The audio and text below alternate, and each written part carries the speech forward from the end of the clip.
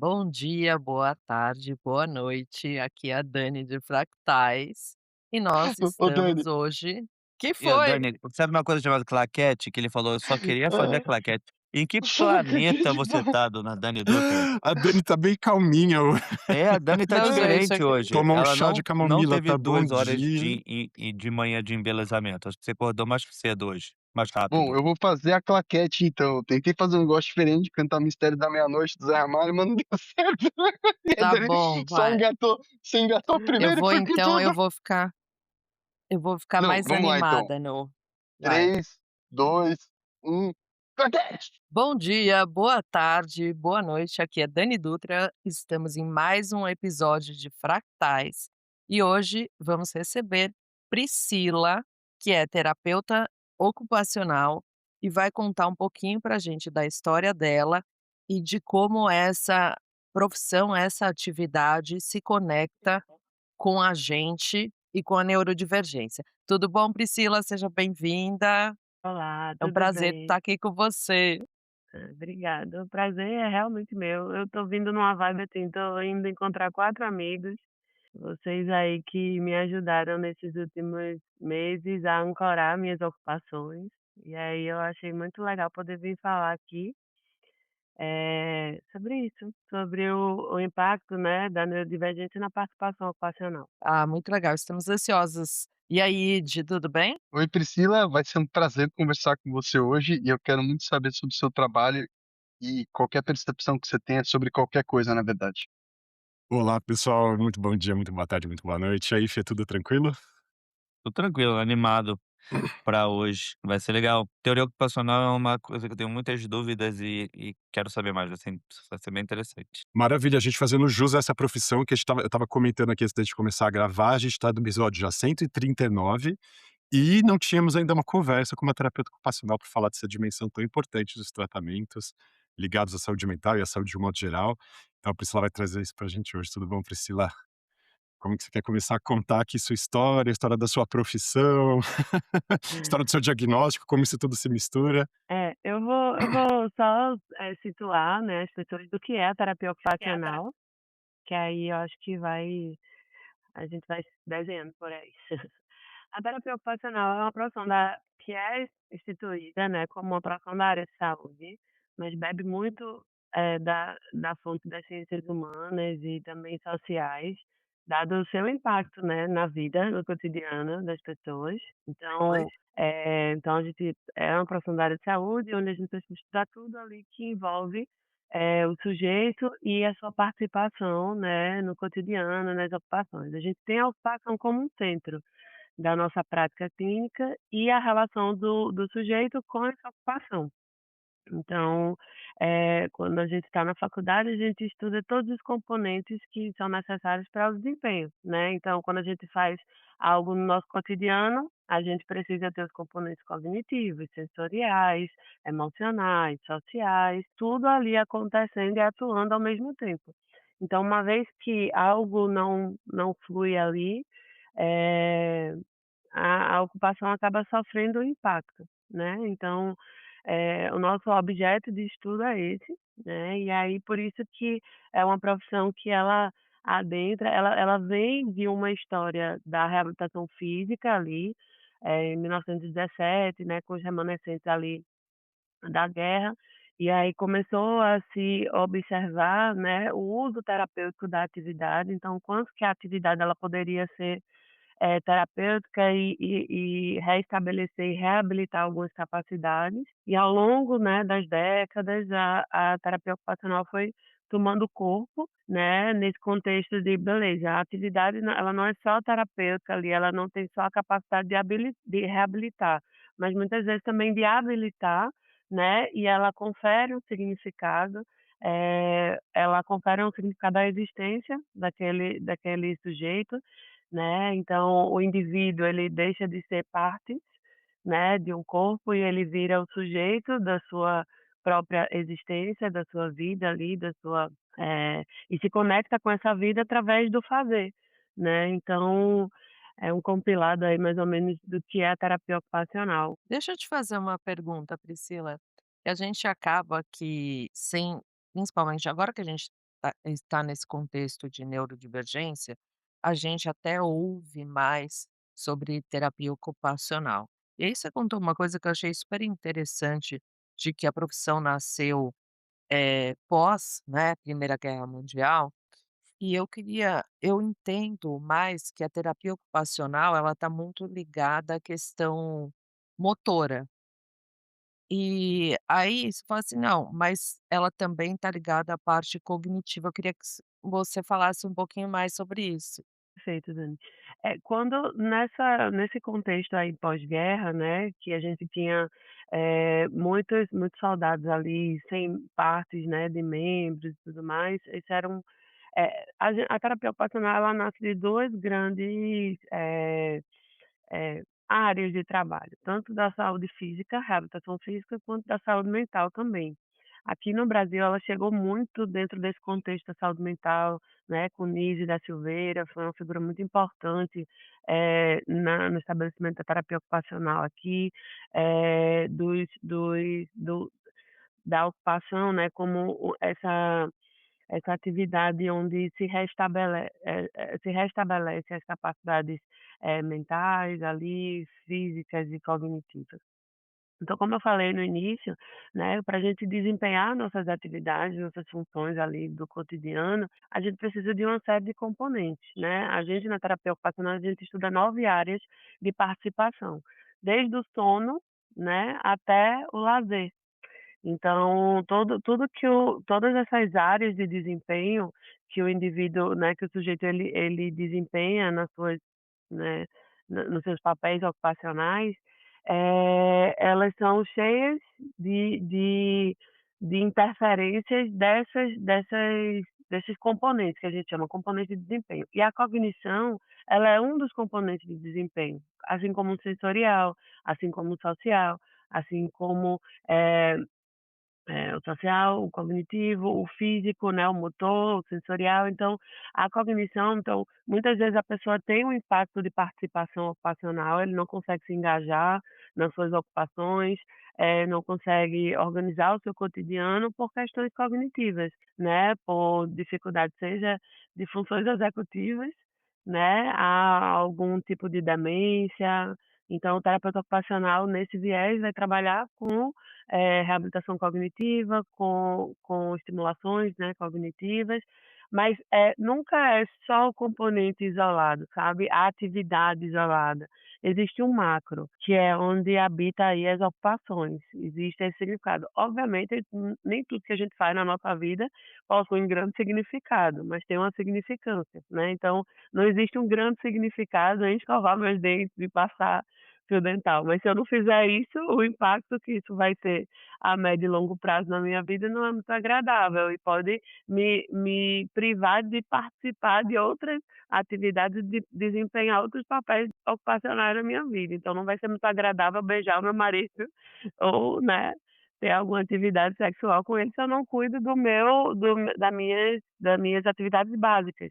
Então a gente chama de atividades básicas aquelas que envolvem os cuidados básicos do indivíduo, escovar os dentes, tomar banho. Então, na prática clínica do terapeuta ocupacional, a gente percorre por essas 9 áreas. Então, a gente trabalha desde o do sujeito ali nas capacidades de escovar os dentes, tomar banho, trocar absorvente, se depilar, se maquiar. Estamos juntas, Dani. Também tive que acordar mais cedo É, para colocar uma coisinha no rosto. pois é. Não temos E hoje eu barba, nem caprichei muito. não temos barbas e por isso não temos essa maquiagem natural. Oi, Alex. Perfeito. Só Eu Fala aí, ia só Elen. eu ia só comentar uma questão, sobre a fala da Priscila em relação a essas dimensões várias, né, que são acionadas no cérebro mesmo, Dani. Quando a gente vai fazer uma atividade que a gente acha que não assim, uma atividade motora, como se estivesse exclusivo no cérebro relativa à área motora. Só que na verdade não, o cérebro funciona em áreas integradas. Então, para você movimentar um braço, tem que saber onde ele está no espaço, tem que ter propriocepção, você tem que coordenar esse movimento, você tem que estar com o fluxo sanguíneo, a musculatura preservada, os nervos preservados, tem um monte de complexidades que se dão para que aquilo aconteça.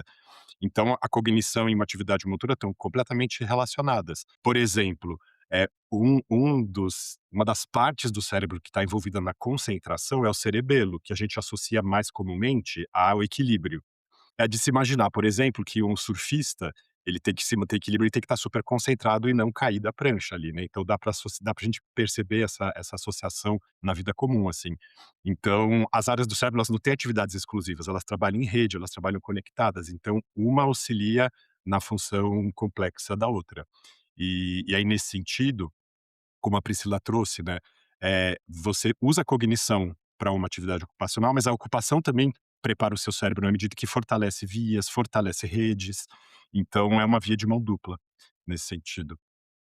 Fala, Deixa eu Fê. só fazer 2 perguntas que eu achei se você sabe quando você sempre ouviu terapia ocupacional na vida e você tinha um link isso ao trabalho muito forte, como se terapia ocupacional fosse alguma coisa para melhorar você no ambiente do trabalho, e agora eu tô vendo que, tipo, todas as minha concepção era muito específica no tipo assim, na minha vida do dia a dia e eu levei isso para o específico e eu tô achando e aí eu fiquei eu acho que desse início desses 10 minutos iniciais eu fiquei 5 minutos perdido esperando ela falar sobre trabalho, que é o É, o e que eu tinha essa conexão. E a segunda, eu Pri, você não sai daqui sem fazer nossa análise, ah, porque você já assistiu já 30 episódios, sei lá, quando você falou que assistiu o nosso aqui, eu acho que você conhece quero mais assistir a gente que quase nós todos. mesmos.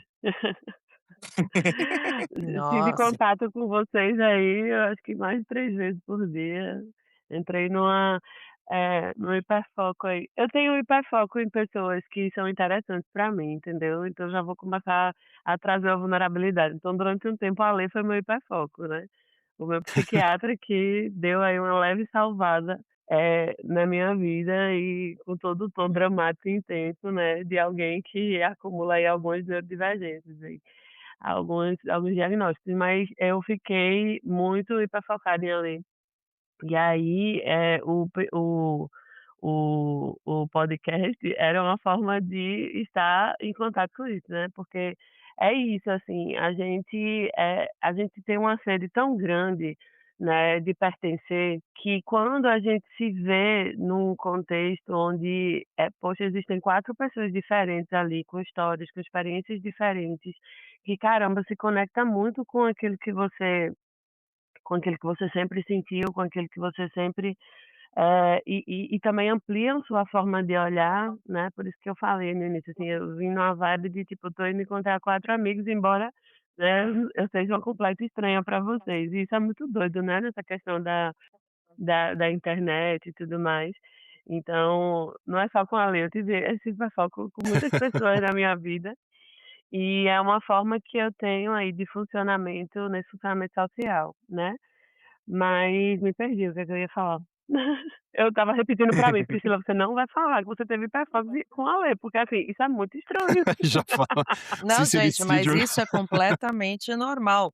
Todo mundo que conhece o Alê fica com hiperfoco no Alê, especialmente mulheres, É. acho Não, eu. não, E eu com primeiro Não, dificuldade de começa perceber. pela vo começa pela voz do Alê. primeiro porque eu tive contato com ele na pós, né, então quando eu assisti a aula de Alê, foi a única aula, porque eu sou péssima à noite. De manhã eu sou muito do dia, assim, né, contrariando muitas das estatísticas. Eu sou muito do dia, então à noite eu não sou ninguém. Então, a aula dele foi a única que conseguiu me, prender do início ao fim, que explodiu minha mente, e eu ainda demorei umas 3 horas para conseguir dormir. Eu fui dormir 1 hora da manhã pensando em tudo que ele trouxe, tudo mais, e explodiu. E aí eu estava num contexto muito desconectada da minha ocupação, das minhas ocupações, da minha existência, entendeu. Então, é, o processo meu de diagnóstico, ele começou em 2024 e por ironia do destino ou não, foi uma terapeuta ocupacional, né, eu acionei ela ali, porque eu disse: "Eu quero eu preciso de acompanhamento, porque é muito discrepante a minha vida, eu performo". Lembrei o que eu ia falar, rapidinho, eu vou dar uma pausa nisso aqui e vou falar só o que o Felipe falou, que é a questão do trabalho, né, então o trabalho é uma das áreas de ocupação que a gente estuda e que a gente pode atuar, né, então a gente, o nome da minha profissão, ela abre margem aí para algumas coisas, inclusive você tá assistindo um reality show, né, passando ali, vendo um corte, alguma coisa, que enfim, eu não costumo muito assistir, mas e tem uma pessoa mexendo em alguma coisa e diz assim: "Ah, tô fazendo minha terapia ocupacional".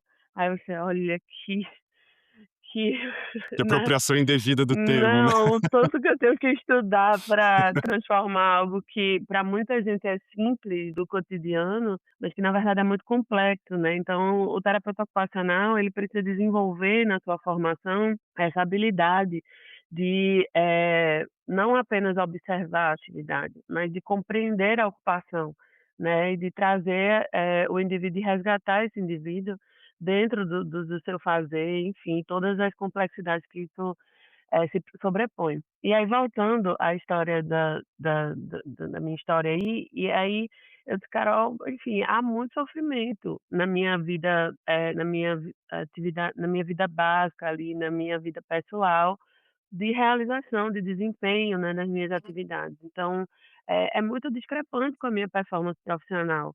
E aí esse abismo me levava muito mais, para esse contexto da impostora e etcétera, né. E eu trabalho há 14 anos com crianças e adolescentes, com algum desafio ocupacional. Então, a maior parte tem alguma neurodivergência, ou síndrome, ou alguma questão, relacionada a adoecimento, mas também tenho muitas crianças e adolescentes que não têm nenhum diagnóstico, mas que têm dificuldade no desempenho das suas ocupações ali no dia a dia. E as famílias nos procuram, e aí eu fiz um deslocamento conceitual, né, para a dor ocupacional, porque a gente estuda a dor ocupacional como lesão por esforço repetitivo e dor relacionada ali ao trabalho, mas eu trago a dor ocupacional como algo mais palpável do que os pais sentem, né, ao ver o seu filho não conseguir comer, não conseguir se alimentar, não conseguir desfraldar, né, tá com uma idade mais tá mais velho, não conseguir participar da vida com os amigos ali. Então, é essa dor, essa aflição que os pais chegam quando buscam o Entre Fases, buscam a gente na terapia ocupacional. E aí eu comecei, e aí foi a primeira vez que alguém me disse assim, eh, começou a me fazer perguntas que eu disse: "Carol, você acha que eu tenho TDAH, é?" Aí ela riu, ela disse: "Priscila, veja, estamos no começo do nosso processo, mas eu não ia trazer isso para você agora, mas como você falou, eu gostaria de encaminhar, fazer uma avaliação neuropsicológica, porque o sofrimento que você tem, a sua forma de participar das ocupações, o seu nível de intensidade, tudo isso é muito característico de um cérebro neurodivergente." E assim, eu me sentia, foi a primeira vez que eu senti, não sei se é possível, mas levando a rasteira de mim mesma, né, porque minha cabeça fez assim: "Como assim?" Tipo, eu via claramente no meu esposo, no meu companheiro, todas as características e ficava dizendo para ele, né, mas em mim jamais, não via nada disso, achava que era temperamento, achava que era jeito de ser, que não deixa de ser, mas É. e aí eu passei alguns meses estudando, assim, profundamente a neurodivergência em mulheres adultas e tal. E aí topei, depois de 4 meses, começar a fazer minha avaliação neuropsicológica, porque eu me convenci que tinha algo ali. E aí quando ela fez, terminou, aí viu confirmou lá o TDAH e tal, e a depressão, porque eu já tinha sido acompanhada por 6 psiquiatras, e sempre nesse contexto da depressão, da ansiedade, do transtorno de ansiedade generalizado. Mas eu percebia que eu tomava medicação, saía daquela paralisia, mas eu não ia para a vida, era um sofrimento a minha vida, assim, principalmente básica, gerenciar a minha vida, então a vida vai se tornando mais complexa, né, você vai acumulando papéis ocupacionais. E aí nesse contexto de complexidade, é que a gente começa a ver os pratos todos caindo e tudo quebrado no chão e você: "Meu Deus do céu, né, o que é que tá acontecendo?" Enfim, aí eu dei um salto e aí ela identificou a depressão existente de fato, aí comecei a tratar a depressão, e aí quando eu comecei a estabilizar a depressão, ela começou a ver meu funcionamento, ela disse: "Opa, tem mais alguma coisa aqui." E aí foi quando veio a questão da superlotação. Eu disse: "Jamais, eu, burra como sou, que não consigo ler um número num texto, porque se tiver um número eu pulo, eu tive mais facilidade de aprender algarismo romano do que numeral, então assim, jamais, jamais." Enfim, aí foi todo um trabalho aí também de convencimento, mas eu não me dei por satisfeita. Fui, fazer uma pós-graduação em superdotação e dupla excepcionalidade, porque conteúdo raso para mim não serve. E aí foi aí que eu conheci a lei, e aí na aula que minha cabeça explodiu, e aí o único pensamento que tinha era assim: "Eu preciso ser vista por esse psiquiatra". Porque eu já não aguento mais acumular medicações e não ter realmente o impacto real na minha vida. E aí foi quando ele, né, com toda essa velocidade aí de processamento, olhou e disse: "Priscila, existe algo mais". E aí me pegou, assim, a questão do autismo, assim, realmente foi uma outra rasteira que eu senti, e aí ele fez uma analogia que me fez calar a boca, né, porque eu sou muito contestadora, eu demoro para acreditar nas coisas, viu, e assim, principalmente com coisas positivas também eu demoro. E aí ele disse: "Olha, você nunca vai ser", sabe quando você pega o amarelo e o vermelho e junta e dá laranja? Aí eu disse: "Pronto, você nunca vai ser o amarelo, o vermelho, vai ser o laranja, é a mistura dessas condições, né". E aí foi quando eu fiz o mapeamento genético, aí só aí eu me convenci. Mas aí eu passei por um luto e aí é que vocês entram, porque eu tive muita E estamos dificuldade aqui hoje. de eu tive muita dificuldade de aceitar, de me entender, de me compreender. O fato também de eu estar aqui é um exercício terapêutico para mim, né, de falar abertamente, de falar publicamente, de não ter o controle, de saber onde essa fala vai chegar, né, mas, enfim, devidamente amparada e vista, né, estou me entendendo em outro momento e conseguindo deixar, eh, sair de cima, tirar algumas coisas de cima da superdotação e aproveitar também a parte boa de ter essa condição, né.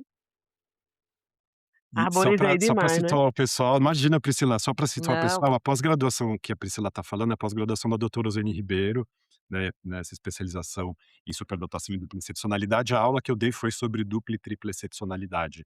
Então, toda essa questão do feminino, da invisibilização do diagnóstico e dessa sobreposição das condições que eu gosto de chamar de caleidoscópio, né, que forma uma imagem complexa, eu gosto de ficar encontrando essas imagens caleidoscópicas nas pessoas, assim. fractais, né.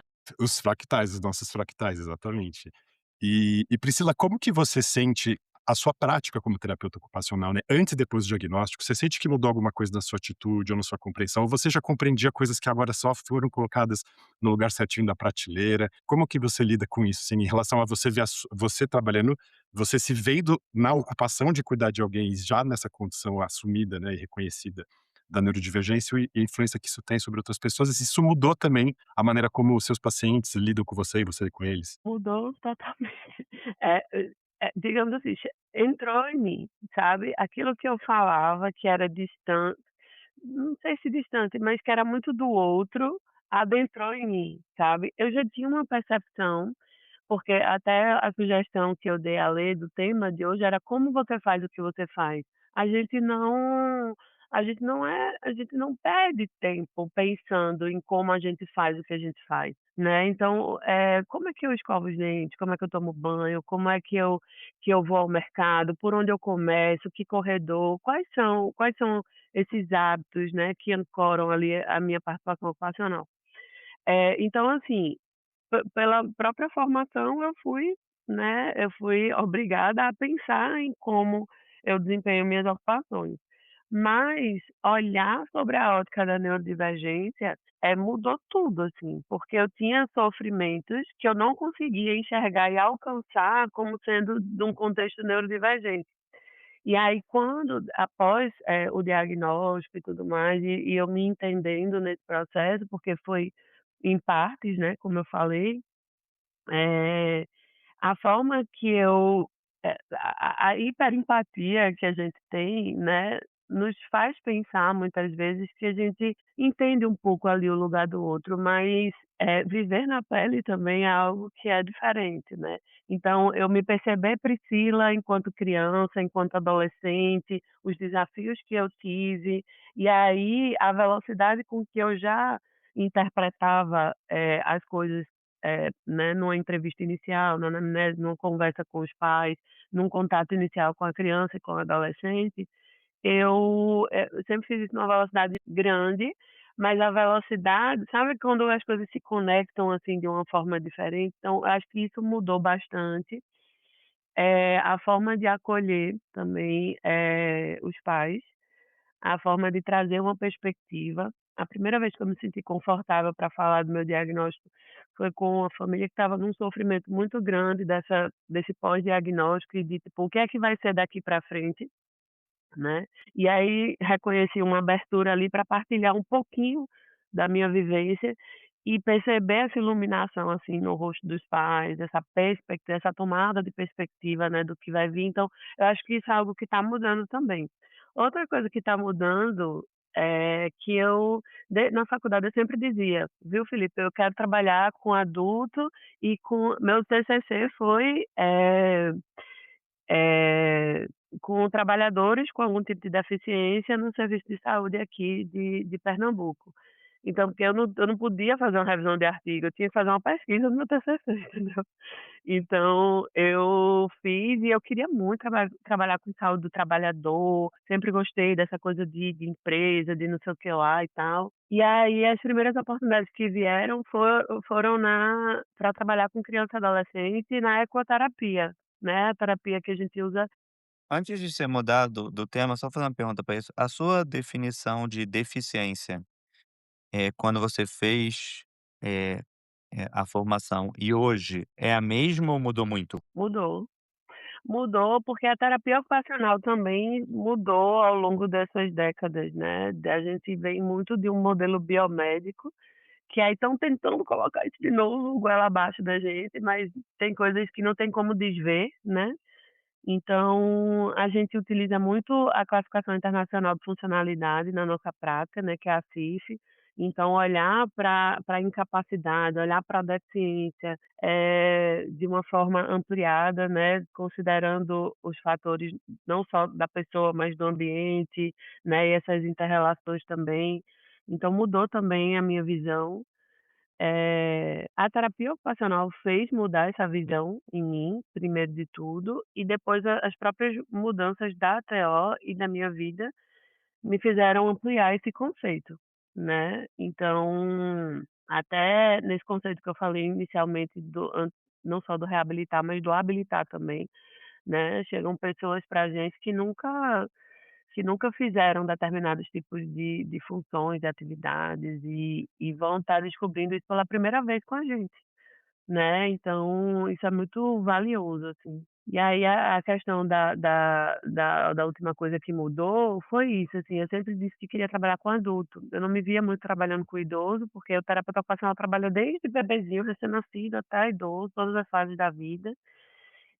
Mas eu sempre disse que eu queria trabalhar muito com adulto. E aí a ecoterapia, ela me apresentou uma forma diferente de trabalhar com infância, né, com adolescência, com pessoas com autismo. E aí, eu construí toda uma carreira nessa área e agora estou me vendo fazendo uma leve transição, onde eu já não atendo mais crianças, já tem um tempo, aí estou atendendo adolescente, e agora comecei a atender meus primeiros adultos, assim. Então Que essa é uma legal, já grande super mudança. todo mundo que vem aqui, Priscila, e aí eu acho tudo muito interessante, eu falo assim: "Nossa, eu tô precisando disso". Eu falei assim: "Não, gente, precisei a minha vida toda de um terapeuta, uma terapeuta ocupacional, não sei como que eu consegui sobreviver sem uma". Pois é. Mas é muito louco, porque é isso que o Felipe falou pra gente, óbvio, né, que eu acho que a partir do momento que a gente vai conhecendo mais e principalmente dentro do próprio Fractais, a gente, enfim, começa a ter uma série de relações que são diferentes com as atividades, com as profissões e tudo mais. Mas, pessoalmente, é um pouco isso, o terapeuta ocupacional, pelo menos uma pessoa da minha geração, né, eh, ele ocupava um lugar que é esse que o Felipe falou, né. Isso, na verdade, eu só tive um pouco essa mudança, porque uma vez uma psicóloga que eu ia, estava montando uma clínica, e ela falou que ela ia ter as terapeutas ocupacionais para reabilitação e etcétera, porque era uma clínica de recuperação mesmo, né. Que eu comecei a entender, aí depois um amigo meu tinha uma terapeuta ocupacional, que eu não sabia o que também ele que fazia lá, mas como ele tinha um TDAH fortíssimo, eu falava assim: "Não, enfim, ele precisa mesmo". Mas é isso, a gente não sabe onde encaixar e na verdade se encaixa em tudo, né, e você explicou muito bem essa questão de como a gente ocupa os nossos espaços, nos diferentes papéis que a gente exercita ao longo da nossa vida. Então assim, e aí todo o incômodo que uma pessoa neurodivergente, toda a síndrome do impostor e toda a falta de adequação, passa muito por isso, né. E até eu ia te perguntar como é a sobreposição, por exemplo, de um trabalho psicológico com o do terapeuta ocupacional, né, porque, por exemplo, você me pegou muito do que eu achava que seria uma terapia cognitiva, né, o comportamental de um psicólogo, me passou agora, eu falei assim: agora eu não sei a diferença". Na faculdade, tinha a gente, né, quando a gente veja, meu sonho era ser neurologista, eu sempre fui fascinada por cérebro, sempre. E aí Uhum. no meu ensino médio, no terceiro ano, né, no último ano, eu descobri que existia uma profissão que poderia trabalhar com cérebro e que não era médico. E aí eu passei uma madrugada, porque eu achei engraçado o nome TO. TO, né, então como que engraçado, né, uma profissão com 2 siglas, aí depois 2 eita, 2 letras. Aí depois eu fui, ler lá que era terapia ocupacional e passei a noite pesquisando. E, e fiquei fascinada. Só que quando eu entrei na faculdade, eu não sabia bolhufas, né, do que era. Tinha aquilo do que tinha lá na internet e tal. E aí uma coisa que a gente, pra gente explicar, porque meu pai até um dia desse achava que eu era médica e trabalhava com alguma coisa da área da da medicina. E aí, a gente explicava assim, que dizia que terapia ocupacional era uma mistura de fisioterapia com psicologia. Olha, problema. É. Mas Ainda bem que você que tá fazendo essa brincadeira, quem fala não mas tá no lugar de assim, fala própria, tá tudo certo. mas isso há 20 anos atrás, então 21 anos atrás, então assim, tô perdoada. Mas Dani, o principal é complexo, assim, a gente tem uma profundidade e hoje quando eu olho assim, eu "Meu Deus, eu não podia ter escolhido outra profissão mesmo", porque é complexa para explicar, é complexa para vivenciar, é complexa, entendeu? Até tudo que a gente vai botar o nome terapia ocupacional é gigante, entendeu? Porque é enorme o nome, né. Uhum. E aí, mas o coração, o ponto central é a relação do sujeito com as suas ocupações, e a forma com que a gente viabiliza isso no estudo desse todos esses componentes, entendeu. Então eu não conheço nenhuma área que entenda, né, eita, vou me achar agora, mas licença. Mas Claro, esse é o seu brilha, brilha. eu não conheço nenhuma profissão que perpasse por todas essas áreas, desde o social até os componentes físicos do indivíduo sujeito ali, entendeu. Então eu tenho discussões com com médicos, né, com de várias especialidades, neurologia infantil, psiquiatra, né, endócrino infantil, porque eu tenho um trabalho muito forte aí dentro das dificuldades alimentares, né, com crianças e adolescentes, dou treinamento nessa área também, eh, para falar sobre neurotransmissores, sobre, funções, sobre musculatura, origem, inserção e funções, e eu consigo conversar e dialogar com a galera do campo social e dos psicólogos, né, e desse sentir, dessas emoções. Eu acho só perigoso essa coisa do todo, porque para mim o todo ele pode se transformar em nada ao mesmo tempo. E eu acho que a terapia ocupacional passou por muitos anos aí, muitas décadas, dessa crise identitária. Tanto que tem uma abordagem dentro da terapia ocupacional que se chama integração sensorial, que é onde a gente compreende esse componente sensorial, né, como base de todo o desenvolvimento do sujeito, né, e aí tem uma condição que se chama disfunção de integração sensorial, que por muito tempo foi conhecida como transtorno de processamento sensorial, o TPS, muita gente ainda fala esse nome, mas hoje é compreendida como uma disfunção de integração sensorial, e aí há um perigo muito grande, porque a terapia ocupacional passou a ser muito conhecida, sobretudo com o aumento de casos de autismo, neurodivergência, pelo recorte da integração sensorial. Mas a integração sensorial, ela não cabe, ela não contempla toda a complexidade ali do sujeito, entendeu? E ela está conectada com as ocupações, obviamente ela nasce da terapia ocupacional e ali juntamente com a neurociência, mas ela tem um objetivo na ocupação, mas uma armadilha que muita gente caiu dentro da minha área, nos terapeutas ocupacionais, de se limitar ao componente sensorial, porque de fato ele permeia toda a nossa vida, né. Meu Deus, quando eu abri a câmera da aula e estava a Lê com colete proprioceptivo, com pezinho, eu disse: "É esse, o psiquiatra é esse".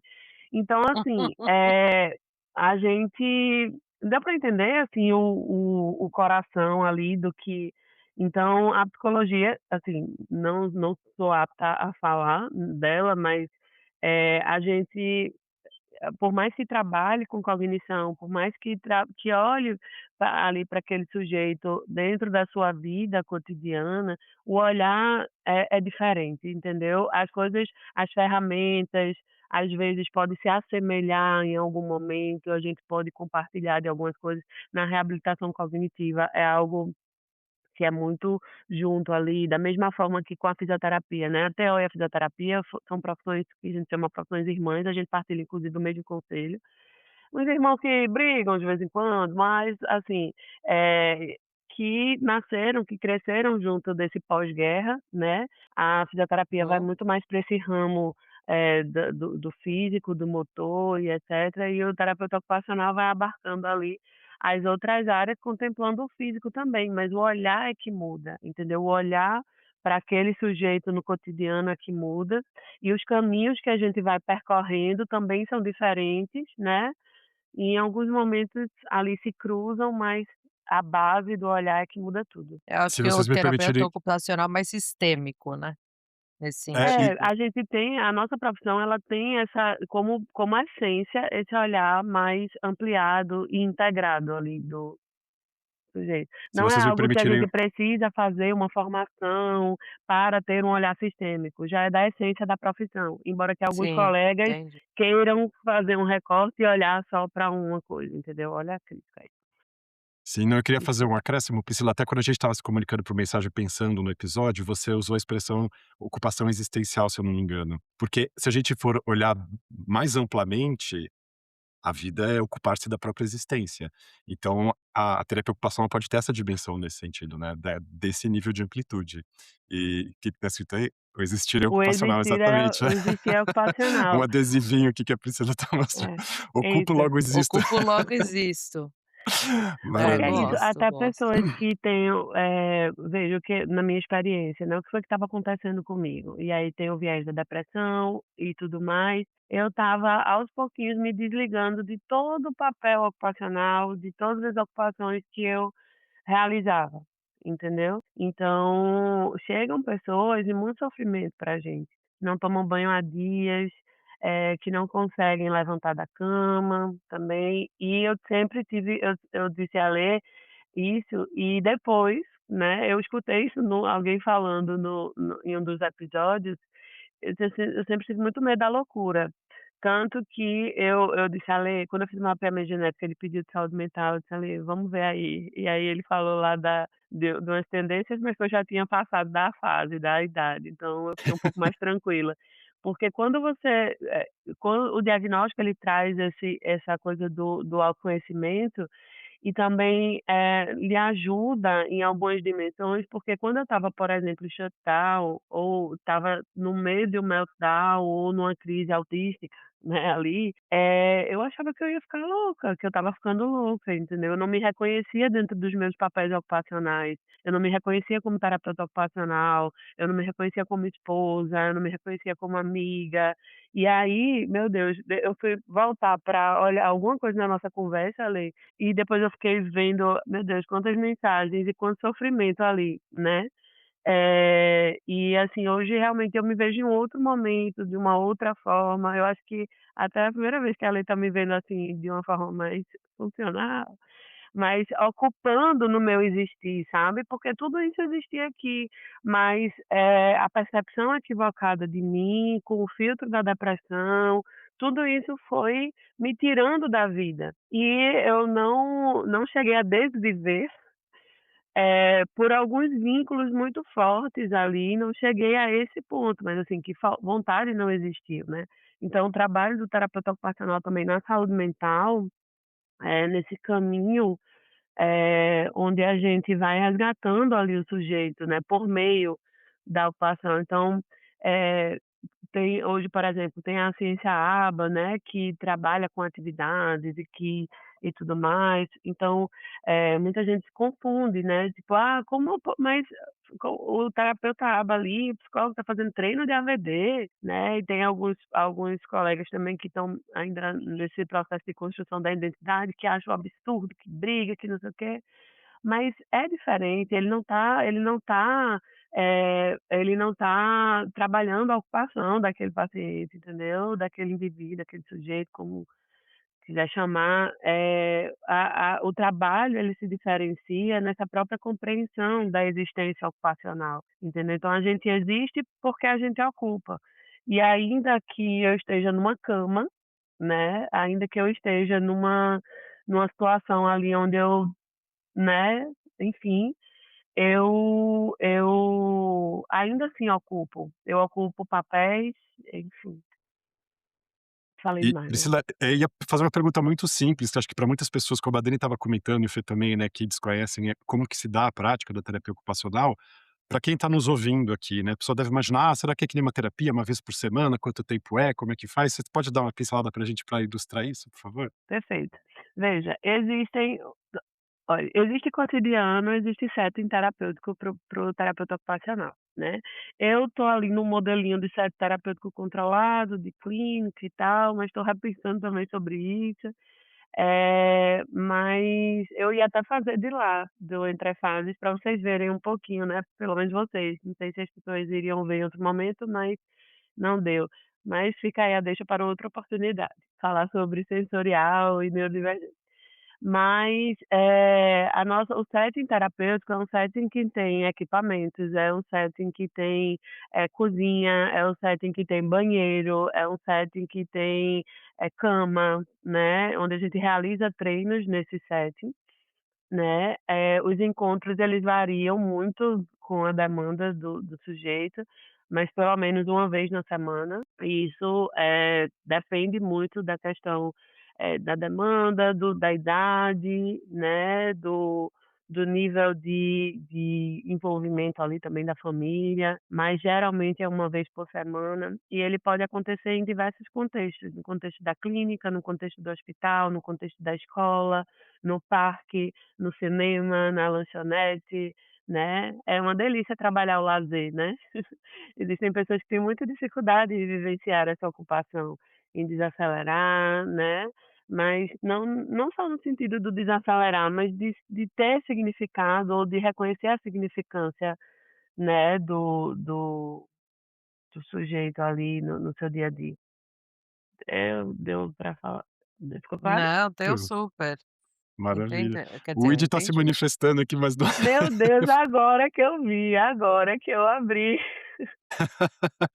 O Id tá Não, empolgado mas aqui que eu sempre Eu vou tô ligada falando que essas você coisas, falou o não se ABA, apega a mas não isso. é o ABA que eu estava falando, né, isso. Não, era Exatamente, outro foi na aba. literalidade do som Mamma aí. mia. Mamma mia.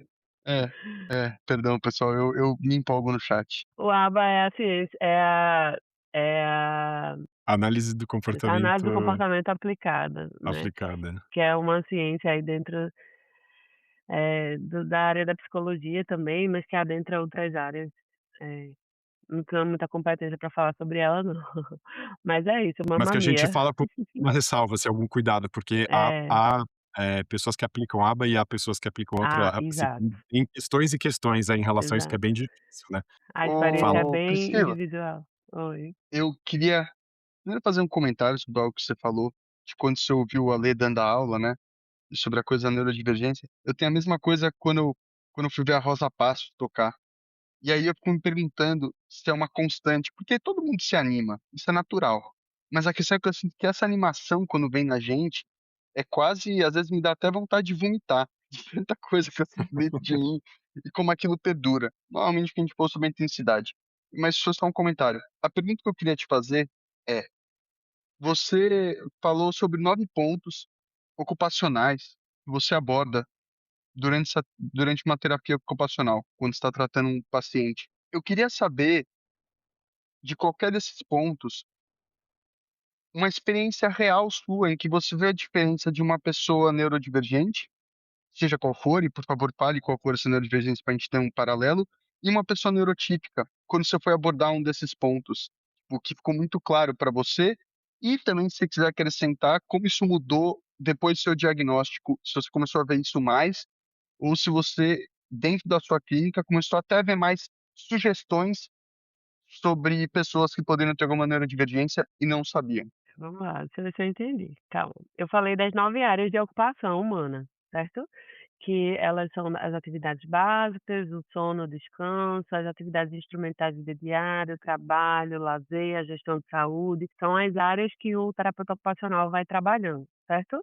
Então, quando alguém vem e busca um terapeuta ocupacional, ela está sofrendo ali alguma dor ocupacional, algum desafio em alguma dessas áreas, beleza? Agora, um exemplo prático, eu falei, né, muitas crianças chegam até a gente com dificuldade com distúrbios alimentares, seja seletividade alimentar, seja TARI, seja alguma dificuldade alimentar, num termo mais guarda-chuva.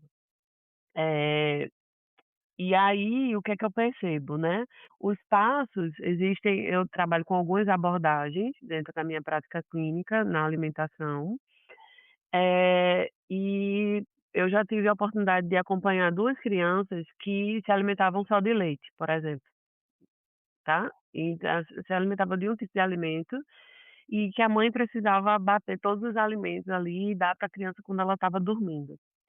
E isso era uma criança com autismo, certo? E eu também já tive a oportunidade de trabalhar com outra criança que não tinha nenhuma, condição do neurodesenvolvimento, mas que tinha uma história ali com a alimentação X, que, também tinha um padrão alimentar muito parecido, a diferença é que ela tomava o leite acordada, certo?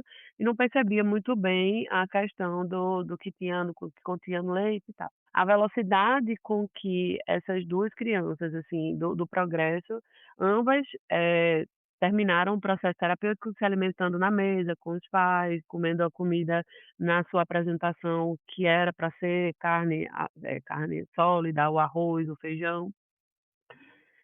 Mas a velocidade e o tempo que foi diferente, entendeu. Então a gente tem uma complexidade dentro da neurodivergência que às vezes estica um pouquinho esse tempo, sabe. Eh, por exemplo, a gente tem de 25 a 32 passos até comer, né, não é só 2 passos, sentar e comer. A gente tem uma série de passos para um sujeito comer. Para uma pessoa com autismo, né, com isso eu digo com dificuldade alimentar, tá. Para uma pessoa com autismo, esses passos chegam a 60, entendeu. Então, é essa grande diferença que eu vejo. Então, assim, é também dentro da terapia ocupacional um exercício a gente fazer com os pais e com a gente enquanto terapeuta, né, de ressignificar essa régua, essa expectativa, esse lugar, porque é muito o caminho. Isso que a gente ouve falar muito: "Ah, aproveita o caminho", ou "o aprendizado está no caminho", isso é algo que também está muito ali na nossa essência, da profissão, que é no fazer cotidiano, na repetição, que a vida vai ganhando esse significado, que vai reconhecendo essas significâncias, que vai ancorando esse existir, entendeu? Então a terapia ocupacional ela tem um caminho muito filosófico também, sobre a existência, sobre o ocupar, sobre o participar, sobre o pertencer, entendeu? Então, enfim, deu pra entender Deu esse super, exemplo? foi ótimo. Eu só fiquei com uma questão, que é meio prática mesmo, talvez da minha ignorância, que é como se dá o início dessa terapia? Basicamente, os pais começam a observar, tipo: "Ah, meu filho só toma leite". Aí como eles chegam até você, especificamente você, Priscila, como eles chegariam isso no serviço público de saúde? E eles basicamente chegam e falam: "Olha, doutora Priscila, meu filho já está com 3 anos, eu tô vendo, falando aqui com outros pais, que todos os amiguinhos deles comem arroz, feijão ali e tal, e meu filho só toma leite, eu não sei o que fazer". É tipo assim que é esse estímulo inicial? É assim que se dá essa conversa, o início de uma consulta? Perguntando e já respondendo, aí Miguel. É mais ou menos assim, o que é que acontece? Ainda há muito desconhecimento sobre a profissão terapia ocupacional, como eu falei para vocês, ó, 1917 foi logo ali, então é uma profissão jovem, né, então há esse desconhecimento, e aí às vezes a família demora um pouquinho para chegar na gente. Então sabe aquela coisa assim, eles chegam geralmente a partir de encaminhamento, né, ou de outro profissional, fonoaudiólogo, psicólogo, médico, e aí às vezes a gente tem a sensação que é assim, ó, foi pro psicólogo não deu jeito, foi pro fono não deu jeito, não deu vai pro TO, porque é sensorial, tudo bota na conta do sensorial e vai lá porque eu sei que TO trabalha com sensorial. Mais ou menos chega mais ou menos assim. Ou, quando já teve algum contato com terapia ocupacional, com algum parente, alguma coisa, aí, né, então assim, a gente está vendo essa mudança acontecer agora, da gente ter mais possibilidade de intervenção precoce, dos pais, né, com essa ampliação aí do conhecimento dentro da internet, que é perigosa, mas que também chega a lugares, né, onde as famílias conseguem, ter acesso ali àquela informação e buscar ajuda, né. Eu sou muito cuidadosa em relação a isso, de coisas alarmantes, entendeu? De: "Ah, tem que ser agora e que senão seu filho vai perder todas as capacidades". Então, assim, até a comunicação que a gente escolhe ter dentro ali do Entre Fases, nas nossas redes sociais, é muito nesse viés de cuidado. Ó, segue também tua intuição, porque tem muitos pais muitas mães, assim, que olham, que veem questões ali no seu filho, então, mas não sabe que existe um profissional que trabalha com isso. Aí chega lá, cai no coisa lá, na rede social do Entre Fases e vê um vídeo lá da gente falando de algo relacionado à alimentação, à escovação dos dentes e diz: "Caramba, eu vivo assim aqui em casa". Aí vai conversar com alguém, aí a pessoa diz assim: "Não, não, isso aí com o tempo passa. Ó, quando tu era pequeno, tu era assim", né. E existe muito isso, né, como a gente sabe que tem esse componente genético muito forte, muitas famílias também demoram a buscar ajuda, porque os pais tinham o mesmo perfil e Eu sempre característica. fui assim, eu também fazia igual. Entendeu? E hoje Naturaliza o comportamento, né. sobrevivi, Uhum. né, e hoje eu como, então, tipo, sobreviveu à custa de quê? E sobreviveu, né. Então, às vezes, alguns pais se reconhecem no próprio processo do filho, então, como vai se formando para chegar é mais ou menos assim, né, ou através de encaminhamento de escola, de outros profissionais, ou nesse contexto, indicação de pais também. E aí depois a gente começa a fazer o processo avaliativo, né, começa sempre com uma entrevista, lá na Interfaces sempre sou eu que faço, porque é um superpoder meu aí, que eu demorei para reconhecer, mas essa velocidade realmente de processar aquelas informações, de trazer feedback, de dar direcionamento, e de entender o que está acontecendo ali, às vezes eu preciso me segurar um pouquinho, porque às vezes a família também não está pronta para esse despejar, né, de coisas, e a gente vai aos pouquinhos, e aí depois a gente faz as observações clínicas, né, então a gente tem as observações estruturadas, não estruturadas, onde a gente vai avaliando cada um desses componentes, coordenação motora, componentes sensoriais, cognitivos, emocionais, de socialização. A gente avalia ele em outros contextos, no contexto escolar, isso nessa minha janela de trabalho lá no Entre Fases, né, e aí agora eu estou vivendo outra experiência, que adiciona o contexto de trabalho, que adiciona outros papéis ocupacionais, que adiciona a saúde mental e e alguns tipos de adoecimentos já estabelecidos, entendeu. Então, essa é uma vivência muito nova para mim agora, que eu estou muito empolgada e só quero falar e estudar sobre isso. Mas é na a infância, né, esse chão aí que a gente pisa pela vida toda. Então eu tenho muito carinho, eu amo criança também, mas estou me reapaixonando pela terapia ocupacional. Na verdade eu estou nesse momento, né, me reapaixonando pela TO, nessas novas possibilidades de intervenção. Então, os contextos eles vão se dar a partir daquela pessoa. Então, você não faz, você não escova os dentes, você não penteia o cabelo, você não veste a roupa do mesmo jeito que Dani, do mesmo jeito que Felipe, do mesmo jeito que a Alê, do mesmo jeito que eu, né? E estou falando você, mas é isso. Só pra comentar que ela tirou o id dessa opção de vestir a roupa, adorei. Exatamente, o menino sem camiseta. Gente, só piada Ela, interna, só tipo, quem acompanha a gente ela sabe. literalmente falou ela 2 vezes e não falou o id só pra não falar o id. Foi, tipo assim, melhor feedback Gente, de o Id tá de cliente que a camiseta gente teve até devidamente agora. vestido. Inclusive, eu tô louco pra tirar minha camiseta, tô suando aqui por conta de vocês e do estigma social que não tem sentido nenhum. Mas tudo bem, eu não vou entrar nessa discussão agora de novo, Ela mas acabou de enfim. explicar aí, presta atenção no que a Priscila falou agora, nesse último segundo. Então é isso, as habilidades, o fazer ele é muito individual, embora seja a mesma atividade, ela nunca vai ser feita da mesma forma por todas as pessoas e às vezes da própria pessoa. Você não realiza a sua atividade da mesma forma todos os dias. Por mais que você seja muito metódico, por mais que você seja muito bem autista, Bem você sistemático, né, ainda. você não vai realizar, entendeu, da mesma forma. E às vezes o sofrimento para pessoas com neurodivergência está justamente aí, né, nessa questão das mudanças do cotidiano, dessas, ai meu Deus, como é o nome daquela Inserções, palavra? Das intrusões, interferências, né, desse interferência. Aham. ambiente, etcétera. Então lidar com isso no dia a dia gera muito sofrimento para pessoas neurodivergentes, né. E aí o terapeuta ocupacional vai nesse detalhe, do que é que está gerando essa dor ocupacional e como a gente pode transpor dentro daquilo que a pessoa dá conta, não é dentro do ideal meu, dentro de uma meta minha, não. É dentro do que aquela pessoa reconhece para ela e o que ela dá conta, é muito centrado na pessoa. Maravilha. Dani, você tá com uma cara ótima, assim. Eu ia te perguntar o que que você tá pensando, que você só estava concordando, se meneando a cabeça. Tô achando bom.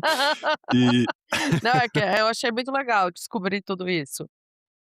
Tipo, eu acho maravilha. que o Bem nome legal. desse episódio devia ser Descobrindo a Terapia Ocupacional, entendeu? Exato, Uhum. bicho, eu nem sabia o que era. E Priscila, uma coisa que eu estava vendo que talvez você goste, que é na real talvez você não goste, eu não gosto, que é na Índia eles estão pagando uma receita extra para as empregadas fazerem todos os trabalhos delas com uma câmera na cabeça, e elas vão filmando toda a atividade delas do dia a dia, trabalhando numa casa, tipo lavando louça, dobrando roupa, arrumando cama, passando pano de chão, para justamente poder treinar máquinas para depois fazerem o trabalho dessas pessoas.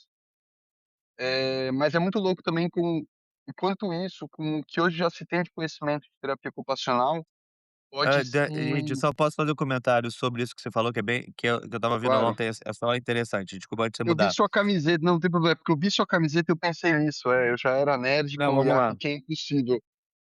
Com essa O teste camisa, com de óculos e com espinha, é nerd, eu estava ouvindo, viu. falta Falta ter aqui espinhas. uma aqui, ó. Só falta o Mas óculos, né. eles Eu tô fazem com teste uma. para saber o quanto que a tecnologia já chegou perto de humano, né, e um dos testes o teste que faziam de voz e tudo, é se você conseguir perceber se falar com o robô, se não conseguir descobrir se você está falando com o robô ou falar com o humano. Esse era o teste número um pra IA, basicamente. O teste de robótica, e esse eu achei super legal, o teste robótica é feito com arrumar a casa. Se você sair de casa 2 horas e a sua casa for arrumada 100% por robôs, e você volta e você não sabe se foi por robô ou por pessoa, é o teste eu esqueci o nome do teste, é o teste Botélico, porque ele fala que arrumar a casa envolve detalhes, tipo colocar o livro no lugar, algumas coisas muito específicas e decisões que é muito difícil a máquina aprender naturalmente daquela casa específica. Então esse é o te é só você falou isso, eu lembrei disso. Esse Não, é o mas teste, quando total, eles co cara. É É isso isso, aí. porque a parada é essa, se coloca o conhecimento da terapia Da ocupacional dentro desse usurpação da ocupação aprendizagem de humana. máquina ao mesmo Uhum. tempo, aí ferrou, entendeu? Então, Vai mas aí Mas ou até não onde isso eu vai. é soube eram execução. mulheres. Oi? Eu ia falar o seguinte, que até onde eu soube, Ide, não eram empregadas, eram as mulheres mesmo, até porque, assim, esse recurso empregado eu acho que a gente está muito mal acostumado aqui no Muito Brasil. brasileiro, né. Não, É, na Índia tem mas muito eram também, mesmo. Mas são as donas de nas casa donas de também. Uhum. casa, É. Uhum. entendeu? Uhum. Nas mulheres, donas de casa, não sei. Mas Na aí é que verdade, várias tá, se a gente profissões, né. reduz a execução da atividade, qualquer pessoa pode fazer, como qualquer pessoa pode aí é que tá, não é atividade pela atividade, quando a gente fala de terapia ocupacional, entende? Não é a Uhum. atividade, não é a execução da atividade, porque qualquer pessoa então poderia chegar e dizer assim: "Ah, eu estou fazendo aqui meu bordado e eu estou fazendo minha terapia ocupacional". Não, você não está, entendeu? Você está fazendo bordado. Sabe, Uhum. porque não é essa execução. Então, veja, uma das coisas que a gente utiliza também a nosso favor dentro do nosso trabalho, e a gente orienta, prescreve e treina, são as tecnologias assistivas. Então, se a IA, se o robô está aí para facilitar esse cotidiano, eu adoraria ter um robô aqui fazendo o que eu mais odeio fazer, que é cuidar da minha casa. Ai, meu Deus, que coisa. Não, não é assim, Não, odeio mas fazer qual é eu a Não, parte entendo, Não, que entendi, você não, vai tamo entendeu? fazer? junto. Foi um Porque eu momento de acho que eu perco hiperreatividade aí. tempo, eu acho que eu perco tempo, eu poderia estar mas produzindo conhecimento, eu mas podia Priscila, estar é muito legal o que você falou, nos novos estudos de inteligência artificial que está saindo agora, que mudou uma percepção clara. No início falava que ela vai otimizar nosso trabalho, aumentar a produtividade, fazer com que a gente precise trabalhar menos. E está acontecendo exatamente o contrário. E é o que já tinha acontecido com o computador, que já aconteceu na internet. Só faz a gente mudar o nosso modo de trabalhar. E é entregar mais, mas o trabalho, a quantidade de trabalho, na verdade, as pessoas estão com estafa por aumentar a quantidade de trabalho. Então ele vai por um caminho ao contrário da questão. Então todas as super tecnologias vão falar que você eu não acho que necessariamente você vai ter, mais tempo tirando essa. Pode ser tempos específicos. não, na Vai Uhum. ver aumentar função nas na outras. verdade eu queria tempo para fazer nada sem culpa, entendeu. Pode ser. Na É que verdade Pra era isso eu Então, não esse o meu consigo. objetivo. É, aí nem é me que fale. tá. Sem eu não gosto de culpa. ficar não, sem Sem culpa culpa. eu gostaria de ter. Eu só não Então, gosto de sem fazer culpa, não nada. dá. Fazer A nada é um nossa problema pra mim. sociedade, né, indicando aquele livro Sociedade do Cansaço, inclusive, é isso, a gente, enfim, foi Mas é mais a moldado nossa Total. para geração, isso. tá. A geração mais nova tem muito menos culpa em não fazer nada e Sério? Nossa, trabalhar que bom. É, menos. é É a verdade. Pô, nossa, tá. que bom pra eles, cara, porque eu fico me Uhum. culpando e sofrendo.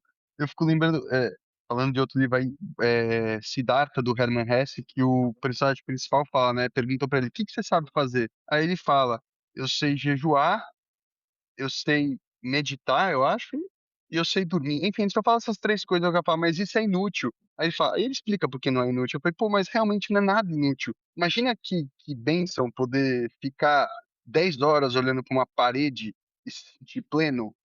Se você Caraca, conseguir eu ia fazer isso, odiar. cara, então, mas exatamente, a gente ia odiar, mas a questão é, se você tivesse a capacidade de fazer isso, É, quer dizer que você exatamente, é. aprendeu uma maneira. Eu não tenho capacidade de dormir 8 horas, então imagina, Exatamente. Mas essa é a questão. É, Mas se gente. você tivesse essa capacidade, aí que tá muito o que a Priscila tá falando, não é o que em si, não é o é, olhar a parede por 10 horas, mas o que está implícito em você fazer isso por 10 horas e se sentir pleno, que é, significa que você fazer um desenvolveu comentário de capacidade. E aí, cara, se você é, desenvolver essa capacidade, qualquer coisa que você for fazer vai ser legal, entendeu? Ao mesmo eu tempo, concordo. vem um outro lado em mim que fala: "Isso não é controle? Isso não é uma ferramenta Vou de contar um controle?" com vou contar um caso falando de controle e de análises diferentes de pessoas, aí pegando o caso da minha esposa quando ela fez intercâmbio nos Estados Unidos com 16 anos, sei lá, 17. E aí perguntaram pra ela americano tem aquele negócio mais competitivo de coisa: "Não, quais esportes que você joga? Quais coisas que você joga?" E todos ela perguntando e ela tipo: "Não, não sou bom em corrida, não sou bom em", tipo, sei lá, vôlei, qualquer coisa desse. Aí eu falei: "Mas o que que você é bom?" Ela: "Sei lá, eu sou legal". Aí, tipo assim, era na definição dela. Eu acho essa resposta ótima, que tipo assim: "Ah, desculpa, eu não sabia". que eu ia ter que responder essas perguntas. Tipo, é só isso. É legal, A é o pessoa não esporte é consegue o lidar. esporte da E assim, socialização, né. Felipe, É. e assim, veio agora aquilo que você perguntou sobre a deficiência, né, sobre a visão da deficiência, e dentro da nossa prática, a gente sempre começa, né, fazendo o crossover da sua pergunta com a Didi, a gente sempre começa pelas potencialidades. Então, na minha conversa com os pais, é sempre assim, o que é que ele tem de ponto forte, o que é que ele tem de ponto positivo, o que é que ele tem ali de capacidade, porque aí é por meio dessas capacidades que a gente vai caminhando. Se o seu ponto forte é ser legal, beleza, a gente vai transformar nisso em caminho para desenvolver seu engajamento, sua participação ocupacional, entendeu? Então, é isso, é olhar para o sujeito dessa forma, não só para o que ele não consegue, né? É também construir o caminho por aí. Maravilha. Total. Priscila, como é que as Pô, pessoas foi te um prazer. encontram? É, como que as pessoas podem te encontrar? Os Cada vez nossos que eu abro o chat, ouvintes? Nas redes. veja, nas redes sociais, é o entrefases.to, que é lá do nosso centro de terapia ocupacional.